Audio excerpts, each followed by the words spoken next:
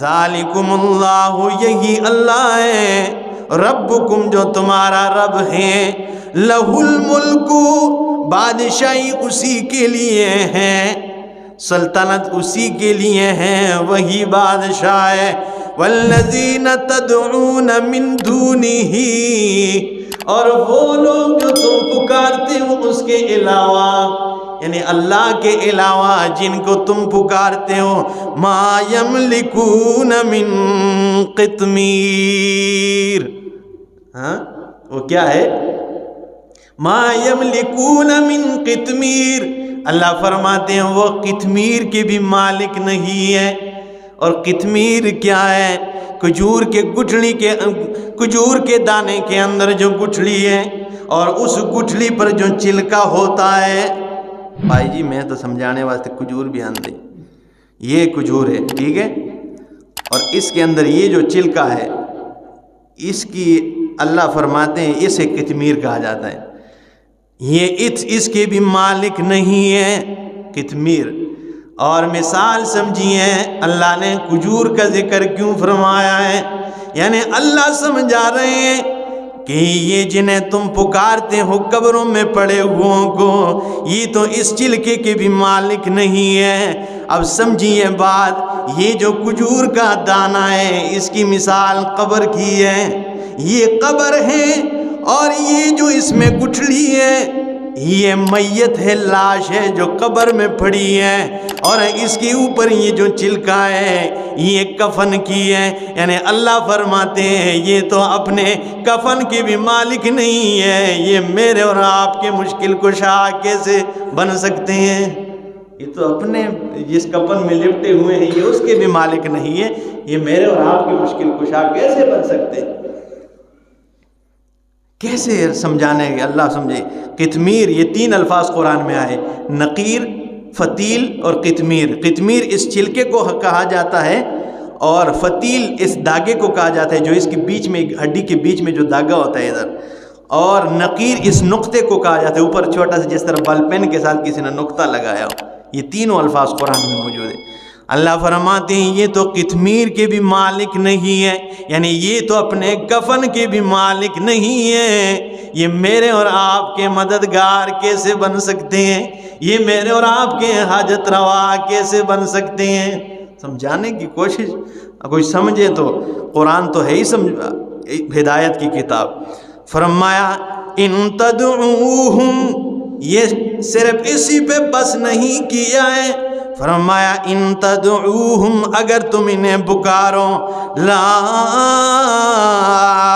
یسمعوا دعاءکم، یہ تمہاری پکار سنتے نہیں ہیں، اور وَلَوْ سَمِعُوا، اگر یہ بالفرض والمحال سنے بھی، تم اسْتَجَابُوا لَكُمْ، تمہیں جواب دینے کی پوزیشن میں نہیں۔ اگر یہ تو پہلے سنتے نہیں ہیں، لیکن اگر سنے بھی تو تمہیں جواب نہیں دے سکتے ہیں، تمہاری مدد نہیں کر سکتے ہیں۔ وَيَوْمَ الْقِيَامَةِ، اور قیامت والے دن ہوئے لوگوں جنہیں تم پکارتے ہو، یکفرون بشرککم، یہ تمہاری اس پکار کا انکار کر جائیں گے۔ اب اندازہ لگائیں گے، یہ قرآن ہے ٹھیک ہے، ہم انہیں دنیا میں کیا سمجھتے ہیں؟ یہ ولی اللہ ہے، او جی ولیاں دا منکر ہے۔ قیامت والے دن یہی ولی اللہ اٹھ کے کہیں گے بھائی ہمیں نہیں پتہ ہے۔ وَيَوْمَ الْقِيَامَةِ، اور قیامت والے دن، یکفرون بشرککم، وہ تمہارے اس شرک کا انکار کریں گے۔ یہ جو تم نے شرک کیا ہے نا، انہیں آوازیں دی ہے، انہیں مددگار سمجھا ہے، یہ اس کا انکار کر جائیں گے۔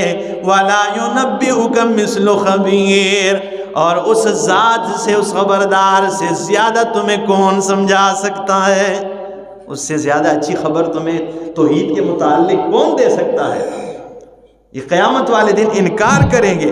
اور یہ کچھ آیات چھوڑ کے آگے پھر اللہ نے کیا فرمایا اور تفصیل کی، فرمایا ما یستوی الاعمی والبصیر، وہ لوگوں سمجھتے کیوں نہیں ہو اندھا اور دیکھنے والا برابر نہیں ہے، تاکہ یہ تو سمجھ جائے، کسی طریقے سے انہیں سمجھ میں آ جائے، وہ اندھا اور دیکھنے والا یہ برابر نہیں ہے۔ ولا الظلمات ولا النور، اور روشنی اور اندھیرا برابر نہیں ہے، جیسے دیکھنے والا اور نہ دیکھنے والا برابر نہیں ہے، اسی طرح روشنی اور اندھیرا برابر نہیں ہے، ولا الظل ولا الحرور، اور سایہ اور دھوپ برابر نہیں ہے، وما يستوي الاحیاء ولا الاموات، وہ زندے اور مردے برابر نہیں ہیں۔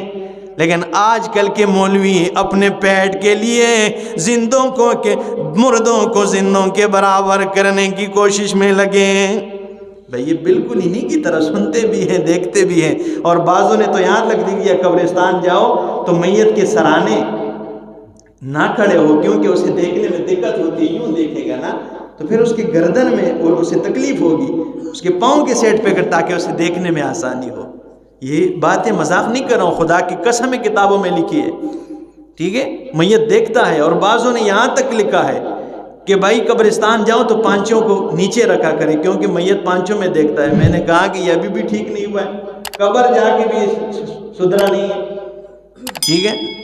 یہ لکھا ہے کتابوں میں، کیا کہیں؟ تو فرمایا، لیکن قرآن کیا کہتا ہے؟ وَمَا يَسْتَوِي الْأَحْيَاءُ وَلَا الْأَمْوَاتُ، وہ زندے اور مردے برابر نہیں ہے۔ إِنَّ اللَّهَ يُسْمِعُ مَن يَشَاءُ، اللہ سناتا ہے جس کو چاہے اللہ سنا دے، لیکن قانون یہ ہے وَمَا أَنْتَ بِمُسْمِعٍ مَّن فِي الْقُبُورِ، تالا لگ گیا نا۔ یہ قبر کا لفظ ہے قرآن میں، اس دلیل کا کیا کرو گے؟ یہ 1000 بار مر جائے اور زندہ ہو، یہ گٹر میں چھلانگ لگا دیں گے، لیکن اس کا جواب کسی کے پاس نہیں۔ ہاں، ما انت بمسمع، یعنی اللہ قانون توڑ کے کسی کو سنا دے، یہ ہو سکتا ہے، وہ اس بات پر قادر ہیں، لیکن قانون یہ ہے ما انت بمسمع من فی القبور، آپ قبروں میں پڑے ہوئوں کو سنا نہیں سکتے ہیں، ٹھیک ہے؟ آپ قبروں میں پڑے ہوئوں کو کیا سنا نہیں سکتے ہیں۔